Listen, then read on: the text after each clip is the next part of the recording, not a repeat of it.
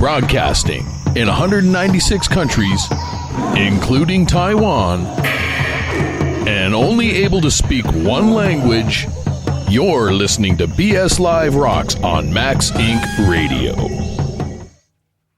So your first full-length solo album is out now. It came out September the 16th. So tell us a bit about the album. How do you classify the album? Were you the sole songwriter on this album then?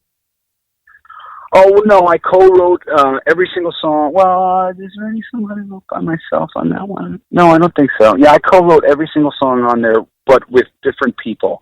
There's one producer who I wrote like 5 songs with on that record, a good friend of mine, Freddie Scott, who I think you guys are spinning Shut Up and Promised Land right now, and those two were both produced by Freddie. But they were all just a collection of different songwriters and different songs that I'd written. I basically got to the beginning of this year, and I decided I was going to start putting things out and figuring out how to get things out, and I looked at what I was sitting on, and I had 16 songs. And I didn't necessarily want to release all 16 of them, but 16 is like, that was my football number. I'm a national champion semi-pro football player. I've played since, PAL league, like, since I was like 13, 14. 16 is my mom's birthday. So for whatever reason, that number was always, attractive to me.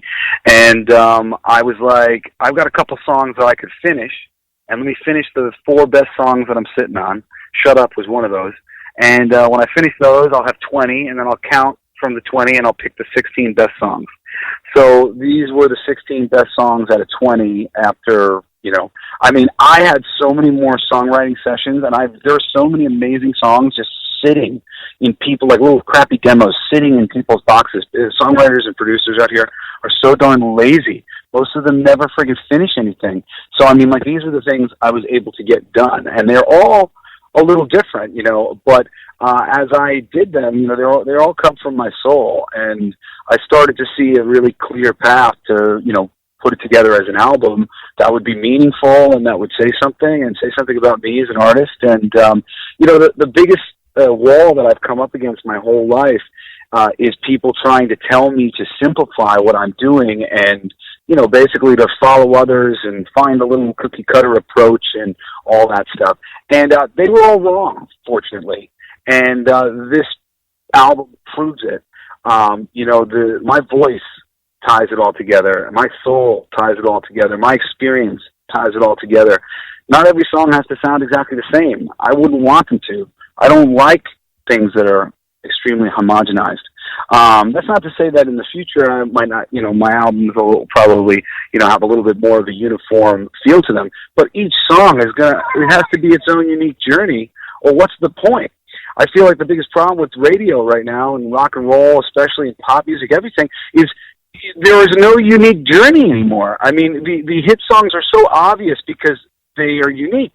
And the sea of non-uniqueness is what we're dealing with.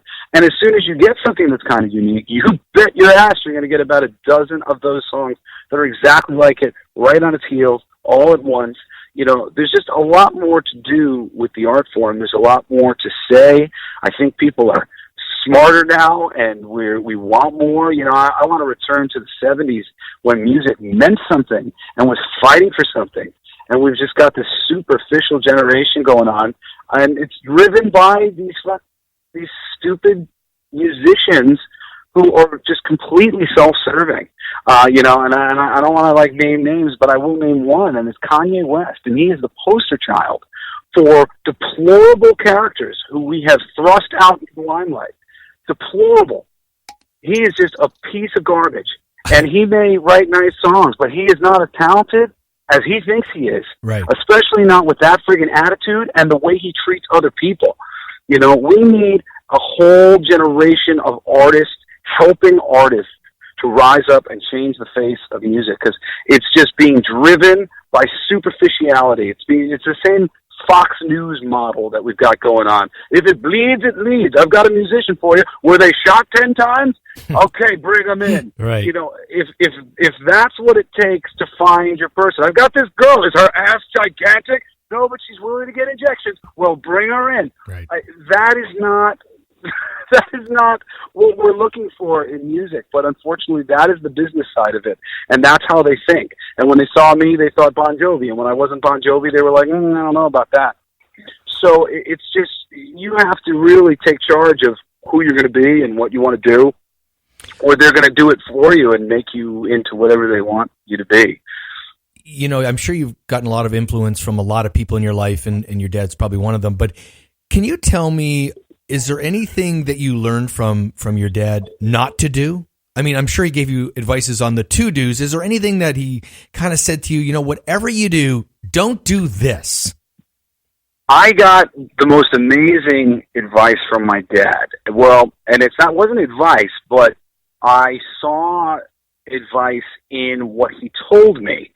And I remember one day we were talking about, you know, basically he's very underappreciated as a vocalist.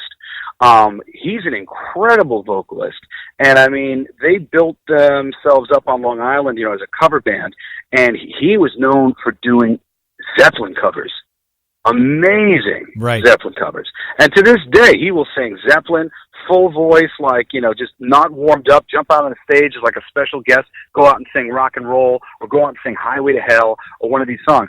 And whenever he sings one of these songs, and he told me this, he's like, whenever I sing one of these songs, people come up to me and they're like, wow, man, I didn't realize you could sing. You know, like, and he said to me, he's like, yeah, it's such a crime. There's a lot of vocalists like, you know, me and others out there. We don't write songs that demonstrate our abilities. And I went, oh, wow, what a crime that is. Right. To only be able to show what you can do when you're singing somebody else's song. And I was just like, I'm not going to do that. I'm going to write songs that demonstrate the depth of my abilities. And I mean, really, you know, things started to turn a page as soon as I shut up in Promised Land, you know, where I get to demonstrate that I can sing Johnny Cash low, I can sing Zeppelin high, you know, and everywhere in between, you know, and emote and, you know, have my voiceover history. I can really pull off a lot. If you listen to my stuff, my Blacklight District stuff, a lot of it isn't really sung. It's just kind of spoken, but it's cool and fun, and it has good ambiance, you know, to it. And I think that's more important a lot of times in a lot of songs. What do you want when you're done your career to be your legacy? You know, your dad has his, and he's had an image and some killer tunes that carry on through the years. What do you want people to remember you for when you're done with music? Well, I mean, period, just in life, you know, the world will be a better place because I was here. And that is a promise. It already is, and it will continue to be. And I mean, that's just, you know, that's the pledge that Jim Henson made, and that really moved the hell out of me. And that's the goal. You know, you're here, and the world will be better. Right. Let's make a difference. You were here. Yeah. So that's really it for me. You know, I want to make a difference. I mean, really, you know, I'm a leader. I want better than we all have.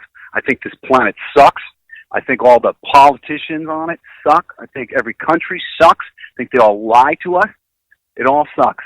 And it shouldn't. But we let selfish people dictate terms, and the noble people go quiet. Well, this noble person is going to open his mouth really, really loud until we get all these sleazy liars on both sides of the table, every single which way, out of there.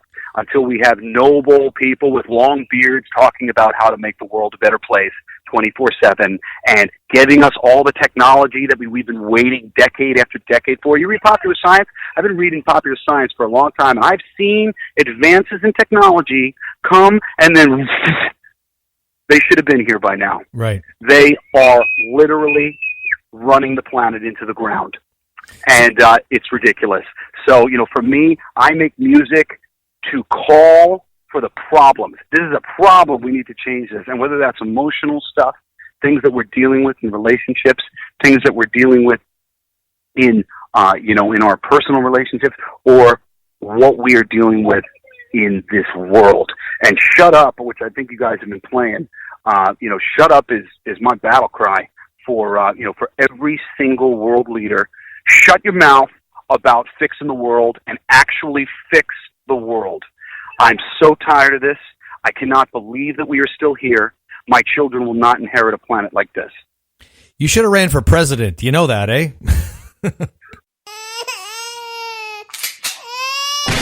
BS Live rocks.